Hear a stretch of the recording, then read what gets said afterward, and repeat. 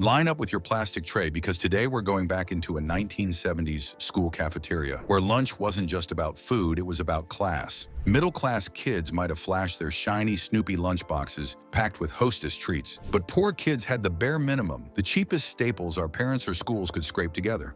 From powdered milk that clumped in your cup to sandwiches stuffed with nothing but mayonnaise, these weren't gourmet meals. They were survival. And yet, they've stuck with us, burned into memory like the smell of a cafeteria hot plate. Today, we're counting down 25 school lunches from the 1970s that only the poor ate. Watch the video till the end, and I guarantee the last one will bring back memories you thought you'd buried. Number 1. Bologna sandwich on white bread. If you grew up poor in the 1970s, chances are your lunchbox held the infamous bologna sandwich. Just 2 slices of cheap white bread, a slab of bologna straight from the plastic package, maybe a swipe of mustard if your folks splurged. The bread was always soggy by noon, and the meat had that rubbery snap, meaning that everyone in the cafeteria knew exactly what you were eating. Still, it filled you up, and for some kids, it was lunch day after day. The rich kids had turkey slices or peanut butter and jelly. We had bologna. And if you were lucky, your mom cut it into triangles, so at least it looked a little fancier. Next up, let's talk about the drink that tried to pass for milk. Number 2. Powdered milk in wax cartons. Powdered milk was the cafeteria's not-so-secret shame. Poured from cardboard cartons, it looked like regular milk, but one sip told the truth. Chalky, lumpy, and somehow both watery and thick, it left a film on your tongue that no amount of cafeteria rolls could wash away. Schools leaned on it because it was cheap, and the government provided it in bulk. Poor kids knew the difference instantly. We'd glance at each other across the lunch table with that look that said, "Yeah, it's the fake stuff today." Compare that to the chocolate milk cartons the other kids got, and you couldn't help but feel left out. But hey, it beat drinking from the rusty water fountain. Let's talk about the side dish that smelled before it even hit your tray. Number 3. Cold leftover fried potatoes. At home, poor parents got creative with leftovers. One absolute classic was wrapping last night's fried potatoes in foil and sending them off as lunch. And by noon, they were stone cold, greasy, and clumped together. But you ate them anyway because hunger beat taste every time. Some kids even smashed them between bread, turning potatoes into a kind of sad sandwich. They were heavy, they filled your stomach, and they didn't cost a dime if you already had them from dinner. Sure, the rich kids got shiny bags of Lay's, but we were munching on yesterday's skillet scraps. And if you were lucky enough, you could get some ketchup from the cafeteria, which made them taste almost good. Next, let's look at a cafeteria classic that seemed to haunt every poor kid's tray. By the way, if these lunches are bringing back memories, do me a favor, subscribe to our channel. It really helps us bring you more trips down memory lane. Number 4. Government cheese sandwich. Government cheese was legendary in the worst way. Thick orange slabs, harder than they had any right to be, were slapped between white bread and served as lunch. When melted, it could almost pass for grilled cheese, but most of the time, it wasn't. You had 2 cold bread pieces holding down a bunch of processed cheese the size of your palm. Poor families relied on government surplus cheese at home, and schools found a way to stretch it even further. You knew they could even use it as building material, but when it was your only option, you swallowed it with a carton of powdered milk and prayed for better days. Speaking of cheese, next up is the boxed dinner that became a poor kid's lunchtime essential. Number 5. Boxed macaroni and cheese. Today, boxed mac and cheese is considered a comfort food, but back in the 1970s, it was anything but. Cheap, filling, and easy to make, parents would scoop leftovers into a thermos or plastic container for lunch. By the time noon rolled around, it had thickened into a sticky orange block, the noodles glued together by that powdered cheese sauce. Nobody was jealous of it, but it kept you full longer than a single slice of bologna. At school, you'd open your thermos, and that smell would fill the table. Half the kids groaned, half nodded in solidarity because they had the same thing. Next, let's move from boxed dinners to the kind of canned meat you either loved or hated. Number 6. Canned Vienna sausages. You'd find this in a tiny tin, pale pink Vienna sausages floating in mystery juice. Cafeterias loved them because they were very cheap, and poor parents sent them in lunchboxes for the same reason. Warm or cold, they had that spongy bite, and the smell clung to your fingers all day. Sometimes they were packed with crackers, sometimes just slapped onto bread with mustard, but either way, any protein was good protein. Richer kids looked at them with disgust, but if you were hungry, you popped them like candy. They weren't flashy, but they filled the gap between breakfast and dinner. And speaking of canned meat, how can we forget the king of salty survival food? Number 7, fried Spam sandwich. Spam was the great equalizer. Some families swore by it, others swore at it. Poor kids in the 70s often brought fried Spam slices tucked into bread, maybe with ketchup or mustard if you got lucky. It had that shiny, greasy sheen, and by lunchtime, it was either soggy or dried out. Still, it was meat, and for many families, it was meat they could afford. Some kids were embarrassed pulling out their Spam sandwiches, especially when others had fancy deli meat. But among the poor, it was almost a badge of honor. You knew exactly what that smell meant when your neighbor unwrapped their foil. Now let's turn to something sweet, but not in the way you might hope. Number 8, syrup sandwich. Yes, you read that right. Poor parents often couldn't afford jelly or peanut butter, so they spread white bread with pancake syrup or even straight Caro corn syrup. The bread soaked through, turning it sticky and soggy, and by the time you ate it, your fingers were a mess. Kids with Twinkies or Little Debbie cakes didn't understand, but for a broke family, syrup was sugar, and sugar meant energy to get through the day. Sometimes you'd even fold it in half like a taco, so it didn't drip everywhere. It wasn't nutritious, it wasn't glamorous, but it was better than going hungry. And if syrup wasn't on hand, some kids had an even plainer option waiting in their bag. Number 9, mayonnaise sandwich. Nothing screamed a poor lunch like 2 slices of bread with nothing but mayonnaise between them. Just that tangy spread slathered as thick as possible to make it seem like more. Some kids actually liked it, while others hated unwrapping the wax paper. It was cheap, it was fast, and it used ingredients most families already had. Of course, if the bread was from the discount bin, it was already half stale, making the mayo soak in till the whole thing turned limp. Next up, let's talk about a lunch that always carried the taste of shame with it. Number 10, cold beans in a jar. Some poor kids came to school with cold beans, yes, straight from the fridge, spooned into a glass jar or a thermos. It could be baked beans, and sometimes black-eyed peas if you were lucky. Kids around you wrinkled their noses during lunchtime, but when your stomach growled, beans did the job. They had protein and fiber, and most importantly, they were cheap. Poor families often made a big pot for dinner, then scooped out portions for lunch the next day. It wasn't flashy, but it was important for survival.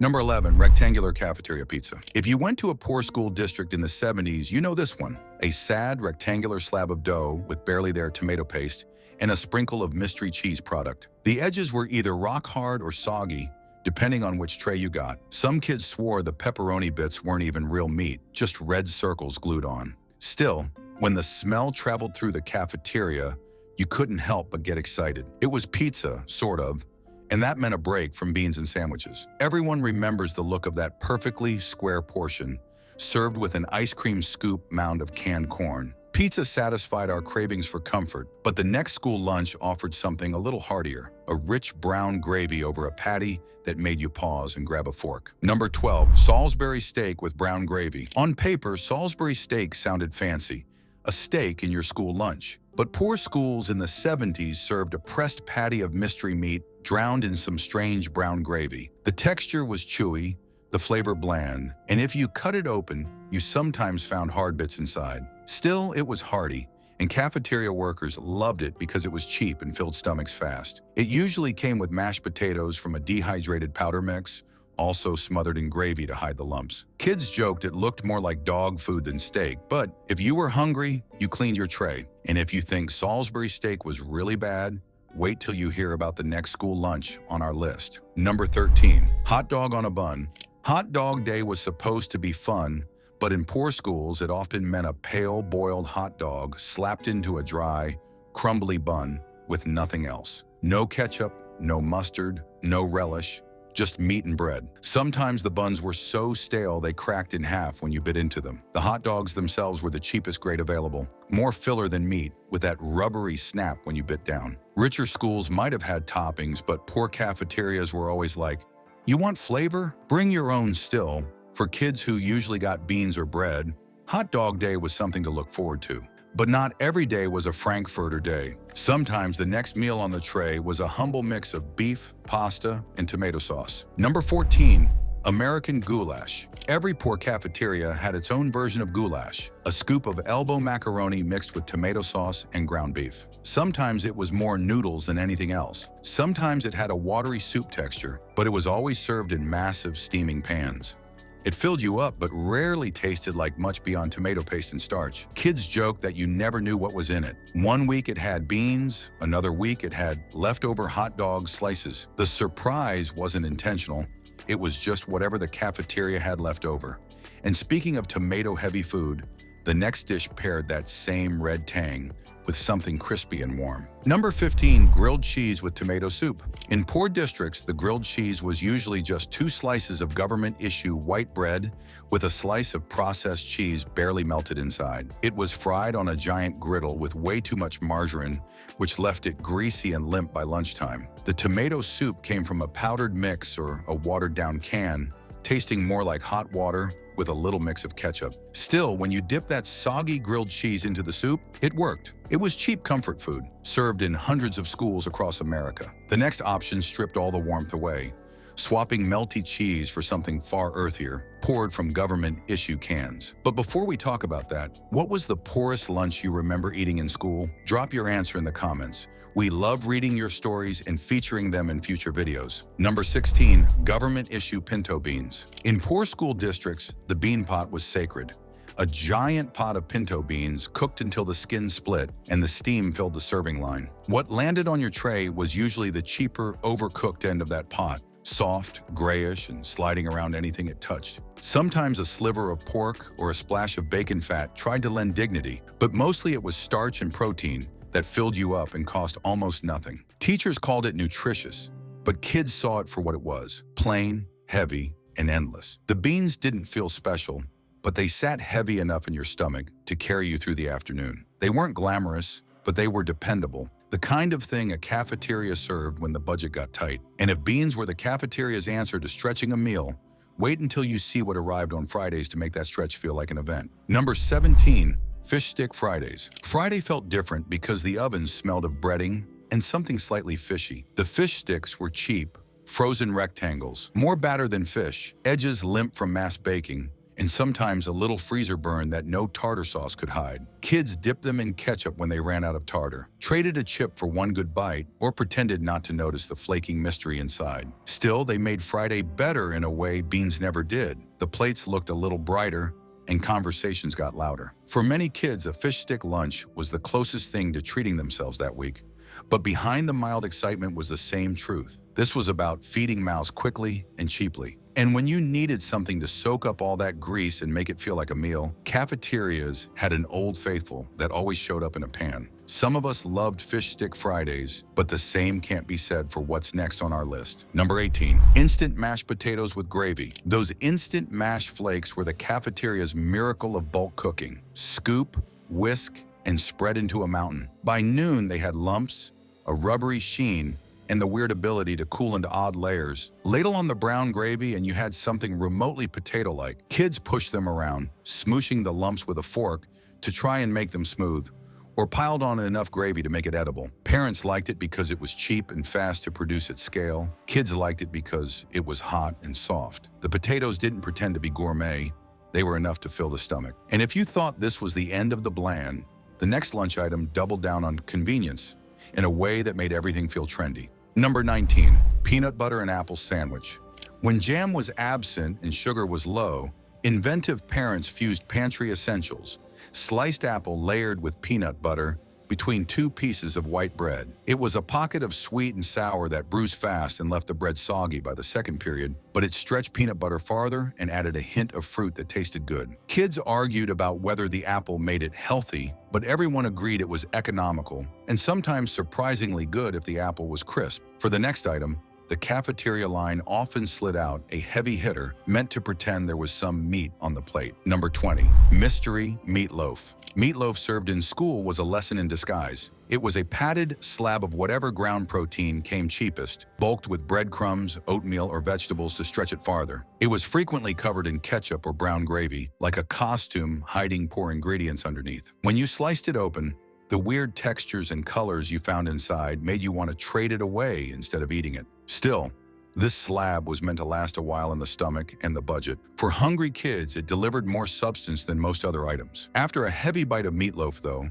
you often craved something lighter, something that tasted less like filler and more like a sweet, quick comfort. While meatloaf filled our poor bellies even though it literally sucked, the next school lunch on our list literally made some children vomit. Number 21, bananas and soft fruit cups. In poor districts, fruit wasn't always like the produce you'd see in commercials. More often, you got overripe bananas with brown spots, or mushy apples that had clearly sat in storage too long. When the fruit wasn't fresh, it came in those little metal fruit cups, diced peaches, pears, or fruit cocktail, swimming in syrup so sweet it made your teeth ache. Fruit was supposed to be the healthy part of the tray, but in reality, it was just another way cafeterias stretched cheap commodities. And while fruit was at least familiar, the next dish on our list was stranger, a meal that tried to be unusual on a budget and often ended up unsettling instead. Number 22, pickle and mustard breadwich. One slice of bread, a stack of dill pickles, and a smear of mustard. That's all the breadwich was. It leaked brine into paper bags and had a sharp vinegar smell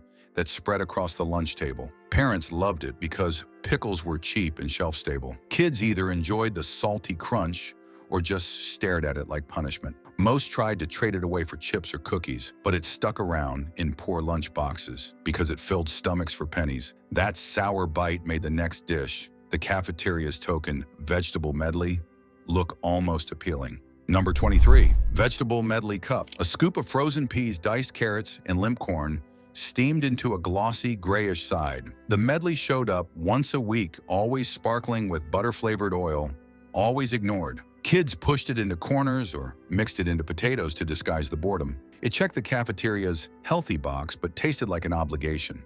For poor kids, it was more of a necessity than a choice. After those soggy veggies, a home-packed thrift option, day-old bread felt more honest. Number 24, day-old bakery finds. Poor families swore by the day-old rack, bruised loaves, stale rolls, discounted crusty bread.